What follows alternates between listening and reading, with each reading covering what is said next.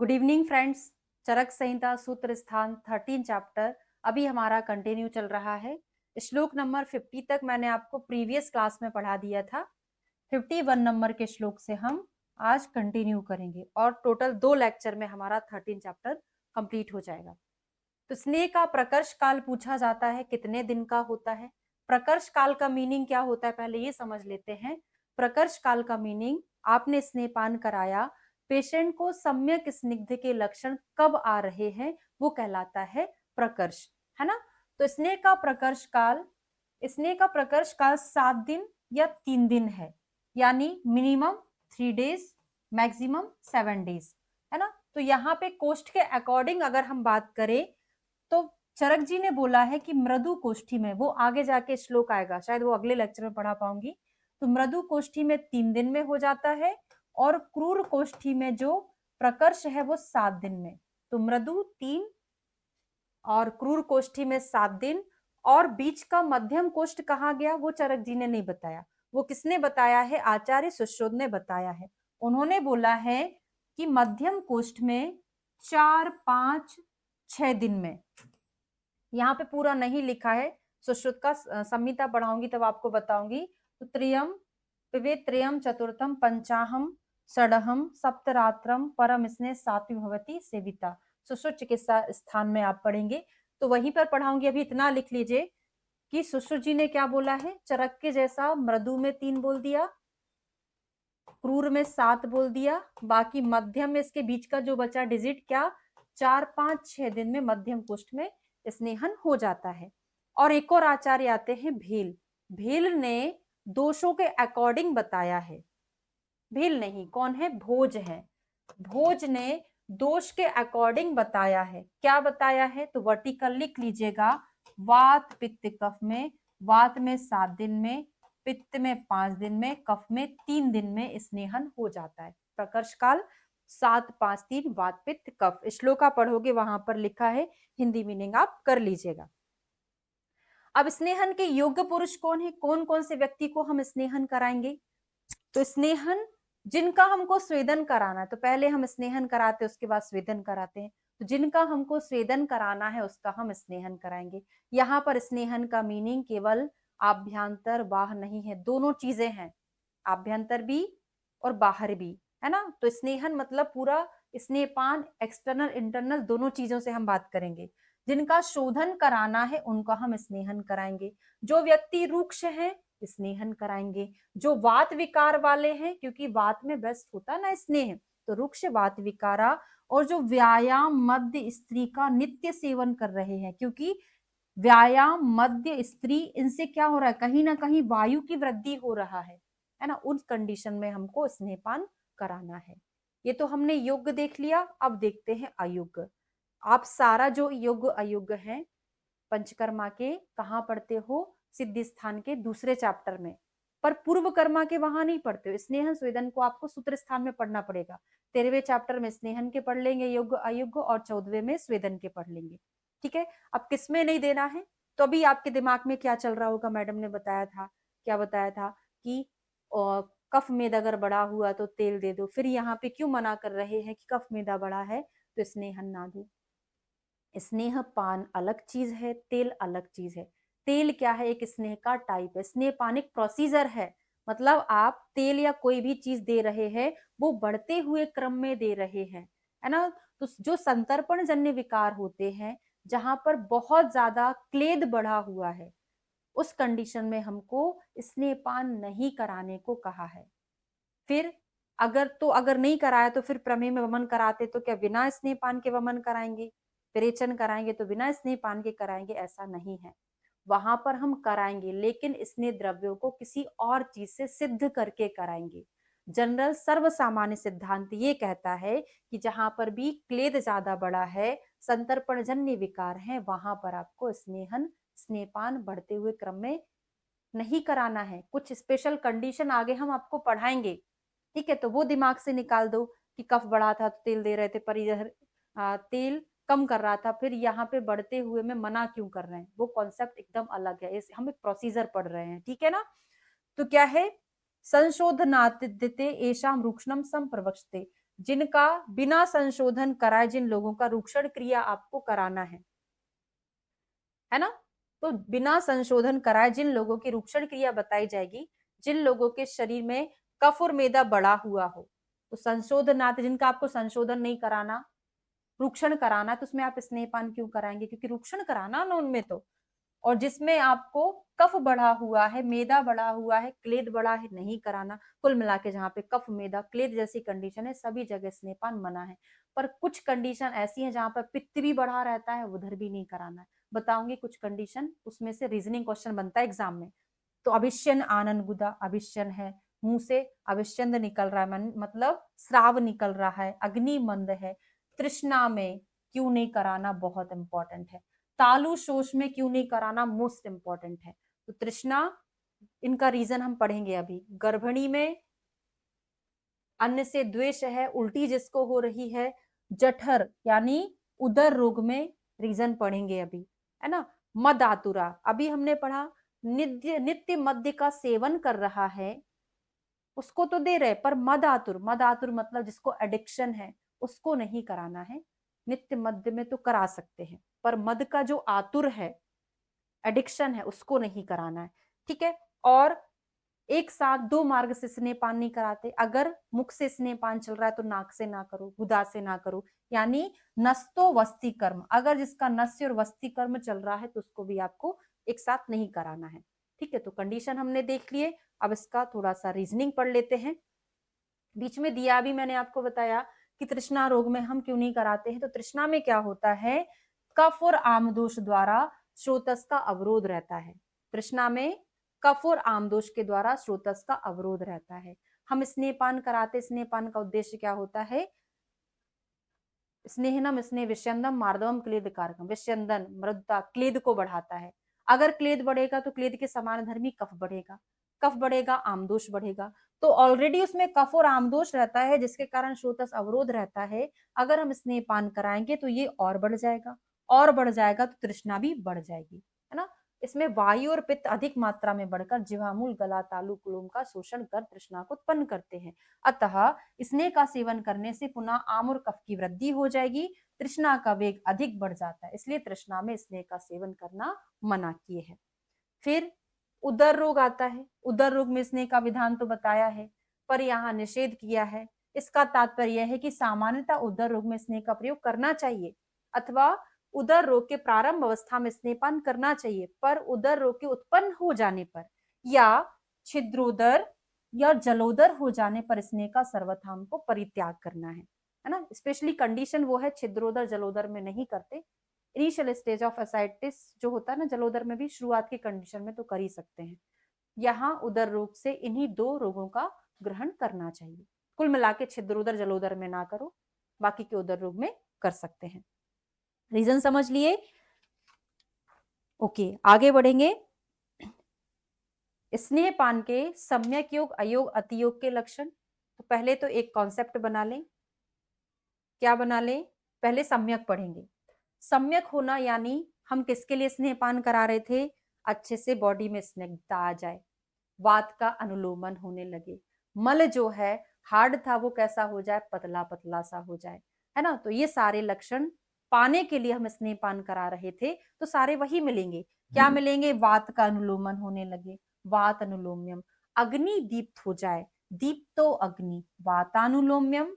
Patient को हमने स्नेहपान कराया, अब उनसे पूछेंगे, क्योंकि हमको बंद भी तो करना ना आगे जाके कि कंप्लीट हो गया, तो बोलेंगे वात का अनुलोमन यानी गैस पास होने लगी, हाँ। भूख अच्छे से लगने लगी, बोलेगा हाँ। दीप्तो अग्नि, वर्चा, है ना, जो मोशन जाते हो वो पॉट में चिपकता है या फ्लश आउट हो जाता है या वहां पे थोड़ा सा चिकना लगता है, बताएगा हाँ। तो वर्चा स्निग्धम, असंगत कैसा हो जाएगा, ना गाढ़ा ना पतला, एकदम सेमी सॉलिड टाइप का।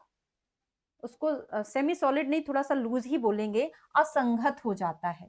ठीक है। मार्दवता स्निग्धता, मार्दवम सॉफ्ट हो जाती है स्किन, स्निग्ध हो जाती है, ये सम्यक स्नेहन के लक्षण है। अगर अयोग हो गया, ये तो हमने किसका पढ़ा, चरक का, सुश्रुत का, साथ ही साथ देख लो इन्होंने क्या बोला है, ग्लानी, बहुत इंपॉर्टेंट है। हमको लगता है कि अति में मिलेगा, नहीं। सुश्रुत जी ने ग्लानी होना सम्यक स्नेहन के लक्षण में बोला है। याद कैसे करोगे आप, हमको क्या लगता है कि बहुत ज्यादा घी पी लिया है, अब कोई सामने घी ला के रख दे, अब ना पी पाएंगे, बहुत ग्लानि होने लगी है। अति में नहीं मिलता, सम्यक में मिलता है। तो जो चीज हमको लगता है ऐसा नहीं है, वही एग्जामिनर क्वेश्चन में डालता है। तो आचार्य सुश्रुत ने ग्लानि कहाँ बोला है? सम्यक स्नेहन के लक्षण में बोला है। हो गया, ये तो सम्यक का पढ़ लिया। अब अयोग का, अयोग में क्या होगा? स्नेहन नहीं हुआ यानी रुक्षता होगी। अतियोग में क्या होगा? बहुत ज्यादा स्निग्धता होगी। तो यहाँ पे अब क्या हो जाएगा? सारा उल्टा। देखो, पुरीशम ग्रथितम, यहाँ पे पुरीश लूज हो रहा था, यहाँ पे ग्रथित हो जाएगा। यहाँ पे स्निग्धता आ रही थी, यहाँ पे नहीं हुआ तो रुक्ष हो जाएगा। यहाँ वायु का अनुलोमन हो रहा था, यहाँ पे वायु अप्रगुण हो जाएगी, उल्टी हो जाएगी। यहाँ पे अग्नि दीप्त हो रही थी, यहाँ पे मृदु पक्ता हो जाएगा। यहाँ स्निग्धता थी, यहाँ खरता रोक्षता आ जाएगी। तो पूरा गात्र का स्निग्ध का लक्षण हो गया, है ना। सिंपल सा है, एक चीज याद कर किया हमने, कंपैरेटिव में हमको दो और याद कर लिया, है ना, एक के साथ दो फ्री। अब अति स्निग्ध में देखिए बहुत ज्यादा स्नेहन हो गया, तो हमने कॉन्सेप्ट क्या पढ़ा था पांडु में? पांडु कैसे होता है? जब हम रस और रक्त के बीच में श्रोतो अवरोध हो गया, यानी कफ बढ़ गया, क्लेद बढ़ गया, श्रोतो अवरोध हो गया, तो रस से रक्त कन्वर्ट नहीं हो पाता है, तो पांडु हो जाता है, यानी पांडु रस प्रदोषज विकार में आता है। अगर आपने स्नेहपान ज्यादा कराया, क्लेद बढ़ गया, कफ बढ़ गया, तो वो जाके श्रोतो अवरोध कर देता है, जिससे रस से रक्त नहीं बन पाता, यानी पांडु की संप्राप्ति हम ऐसे ही पढ़ते हैं। इसीलिए अति स्निग्ध में पांडु मिलता है। पांडुता, गौरवता, बहुत ज्यादा पी लिए घी, क्लेद बढ़ गया, तो गौरवता हो जाएगी। अधिकतर कफ वृद्धि के लक्षण मिलेंगे। पुरीशस्थ अविपक्वता, पर जो मल निकलेगा वो कैसा निकलेगा? पचकर नहीं निकलेगा। ग्रथित पुरीश अति अस्निग्ध में, असंगत पुरीश सम्यक में, और यहाँ पे क्या होगा? अविपक्व रहेगा। और सारी कफ वृद्धि के लक्षण तंद्रा, अरुचि, उत्क्लेश होना अति स्निग्ध में मिलेगा। ठीक है, हमने सुश्रुत का छोड़ दिया था। यहाँ पे अस्निग्ध में विदाह मिलता है। क्या मिलता है? विदाह, बहुत इंपॉर्टेंट है। और अति में क्या मिलेगा इनका? गुदादाहा, बहुत ज्यादा इंपॉर्टेंट है। विदाह वहां पर था, अस्निग्ध में, अति स्निग्ध में क्या? बहुत ज्यादा स्नेहन हो गया, लूज मोशन ज्यादा हो जाएगा, तो क्या हो जाएगा? गुदा में दाह होगा, प्रवाहिका होगा, मुंह से स्राव होगा। ठीक है, ये बहुत ज्यादा इंपॉर्टेंट है। ठीक, अब स्नेहपान के पहले क्या हिताहित है? स्नेहपान के पहले ना, ये तो ड्यूरिंग स्नेहपान भी यही चीज चलती है। तो यहाँ पे क्या लिखा है? द्रव उष्ण अनअभिष्यन्ति, मतलब कैसे पदार्थ का सेवन करना है? जो लिक्विड हो, जो गर्म हो, जो बहुत अभिष्यन्दी ना हो, अनअभिष्यन्दी। यदि कल स्नेह पीने की आपको इच्छा है, तो आज क्या करना है? रात में स्नेह पीने से एक दिन पूर्व यहाँ पे लिखा है जो, वही याद करें। बाकी स्नेहपान के दौरान भी यही डाइट चलती है। क्या करना है? द्रव उष्ण और अभिष्यन्दी ना हो, और बहुत ज्यादा स्निग्ध भी ना हो। आप स्नेहपान तो ऑलरेडी कर ही रहे हैं ना, तो क्यों स्निग्ध चीजें और खाएंगे? तो ना अति स्निग्ध, बहुत स्निग्ध ना हो, और असंकीर्ण यानी अपथ्य मिश्रित ना हो, ऐसा भोजन आपको लेना चाहिए। ठीक है, स्नेहपान का समय क्या होगा? संशोधन मात्रा कब लेना है? संशमन मात्रा कब लेना है? तो संशमनम मात्रा हमको कब लेना है? जब अन्नकाल उपस्थित हो। संशोधन मात्रा कब लेना है? नैशे जीर्ण पिबेत नरा, जब रात्रि का भोजन पच जाए। अब याद कराती हूँ। मनुष्य भोजन करने के समय भूख लगने पर संशमन स्नेह का पान करे। यदि संशोधन स्नेह पीना हो तो रात्रि का भोजन पच गया है, तब उसको लेना है। तो देखिए, हम पेशेंट को क्या कराते हैं? स्नेहपान, वमन विरेचन हमको कराना है, तो हम पेशेंट को क्या बोलते हैं कि सुबह उठ के घी पी लेना। हम इसका नहीं, ये नहीं बोलते, प्रैक्टिकली कभी नहीं बोलते कि पहले उठ के देखना कि खाना रात का पच गया है तभी घी पीना, ऐसा नहीं बोलते ना। जनरली वो खा लेता है, शाम को 7-8 बजे भोजन कर लेता है, सुबह तक तो पच ही जाता है ना। तो रात्रि का भोजन जीर्ण उपरांत हम शोधन के लिए स्नेहपान कराते हैं। तो याद ही तो हो गया ना कि रात्रि का भोजन आपने जो किया है वो पच गया है, तो शोधन स्नेहपान कराना है। और संशमन कब कराना है?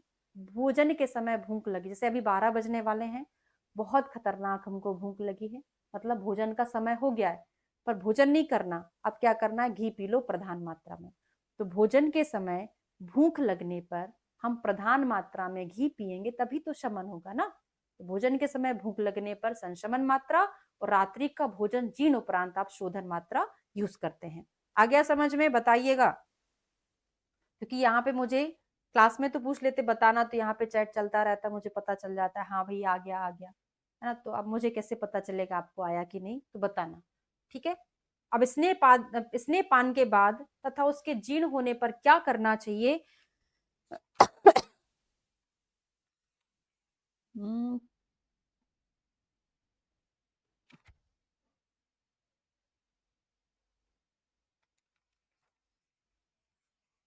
हाँ, इतना और पढ़ लेते, उसके बाद एक और बचेगा लेक्चर। तो स्नेह पान के बाद आपको क्या करना है? गर्म पानी पिलाना है। क्यों पिलाना है? ताकि जो स्नेह आपने लिया है वो अच्छे से अनुपान के द्वारा सब कुछ फैल जाए और पाचन हो जाए, है ना। तो उष्ण जल का पान कराना चाहिए। मल मूत्र वायु डकार के आए हुए वेग को नहीं रोकें। व्यायाम, उच्च भाषण, क्रोध, शोक आदि चीजों का त्याग करना है। यदि स्नेह पीने के बाद इन नियमों का उचित पालन ना किया जाए तो भयंकर रोग उत्पन्न हो जाता है। अब बीच में विमर्श में वही चीज लिखा है कि जो अभी मैं पढ़ा दी हूँ, प्रकर्ष काल मिनिमम कितना है। फिर से आ गया वही, मृदु और क्रूर कोष्ठ में क्या है? मृदु कोष्ठ में 3 दिन, क्रूर कोष्ठ में 7 दिन। तो मृदु कोष्ठ त्रिरात्रिण स्नेहा तो सेव्या स्नेह अति क्रूर को सप्तरात्रिण मानवा। जो हमने विमर्श में पढ़ा था वो हमने अभी श्लोका में पढ़ लिया है। अब यहाँ पे कोष्ठ का परीक्षण बताया है कि मृदु कोष्ठ में क्या है, मध्यम कोष्ठ कैसे परीक्षण करते हैं और क्रूर कोष्ठ का परीक्षण कैसे करते हैं। तो कहां पर दिया है कोष्ठ परीक्षण? रेफरेंस पहले याद कर लीजिएगा। चरक सूत्र स्थान के 13वें चैप्टर में कोष्ठ परीक्षण दिया हुआ है, बहुत ज्यादा इंपॉर्टेंट है और ये प्रैक्टिकली भी बहुत इंपॉर्टेंट। जब भी आप स्नेहपान कराते हैं आपको कोष्ठ परीक्षण पहले से कर लेना चाहिए। तो अगर गुड़, इक्षु, दही का पानी, दूध, मठा, दही, खिचड़ी, घृत, त्रिफला, मुनक्का, पीलू का रस आपने रात में पिया है, सुबह आपको विरेचन होने लगे, मतलब इतनी सॉफ्ट चीजों से अगर आपको विरेचन होने लगे तो समझ लेना कोष्ठ कैसा है? मृदु है। क्वेश्चन पूछा जाता है निम्न में से कौन सा मृदु कोष्ठ के परीक्षण में दिया जाता है? सुश्रुत जी ने क्या बोला? बहु पित्तो मृदु, मतलब पित्त की प्रधानता मृदु कोष्ठ में होती है, केवल दूध से ही विरेचन हो जाता है। बिल्कुल सही है, दूध से ही, इन्होंने दूध के साथ बहुत सारे आइटम ले लिए, तो दूध से भी विरेचन हो जाता है, दूध से ही विरेचन हो जाता है, वो होता है मृदु कोष्ठी। क्रूर कोष्ठ में क्या होता है? ये ऊपर बताया है जितनी भी चीजें हैं इनसे विरेचन नहीं होता है, बहुत कठिनाई से होगा तो वो दूसरी चीज, इनसे तो होगा ही नहीं, है ना। और इसमें क्या होगा? इसकी ग्रहणी में वायु की प्रधानता रहती है, तो दोष कौन सा हो जाएगा?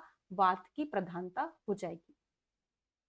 ठीक है, समझ में आ गया? तो व्यक्ति को कभी विरेचन नहीं कराते क्योंकि क्रूर कोष्ठ वाले व्यक्ति के पुरुष की ग्रहणी में वायु की प्रधानता होती है ना। और मृदु कोष्ठ में दोष की प्रधानता, जो हम अभी अभी पढ़ के आए थे, मृदु कोष्ठ में पित्त की प्रधानता होती है, उदीर्ण पित्ता।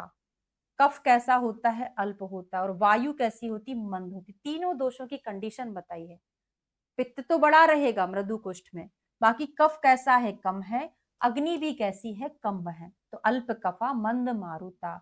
और क्या है? मृदु कोष्ठ तस्मा सा सुविरेच्यो नरा स्मृता, सुख पूर्वक विरेचन उसमें हो जाता है।